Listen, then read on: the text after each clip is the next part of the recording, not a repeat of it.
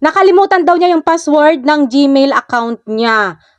I-login daw sana niya doon sa bagong bili niyang cellphone. Ay, sana all bagong biling cellphone.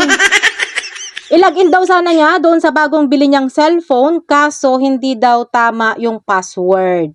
So, kung nakalimutan mo po yung password ng Gmail account mo, palitan mo muna ng password doon sa lumang cellphone mo bago mo i-login dyan sa bagong cellphone mo. Kasi kung magpapalit ka ng password sa Gmail account mo, hindi naman na siya manghihingi ng lumang password, kundi i-enter mo lang doon ang new password. And then, kailangan mo lang is yung ilagay mo yung password ng cellphone mo.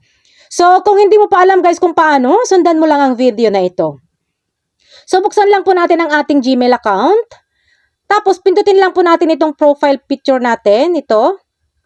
Tapos, manage your Google account. And then, pindutin natin itong Google password. Tapos, dito guys, i-enter nyo na yung password ng cellphone ninyo. Depende po kung ano yung gamit nyong password. Kung PIN number ba yan, pattern, fingerprint, or biometric, or face unlock. Yan. So, ito guys. Ilagay nyo na dito yung bagong password ninyo na gusto nyong password.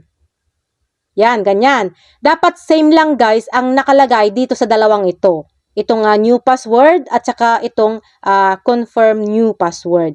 At kapag okay na, pindutin nyo na itong change password.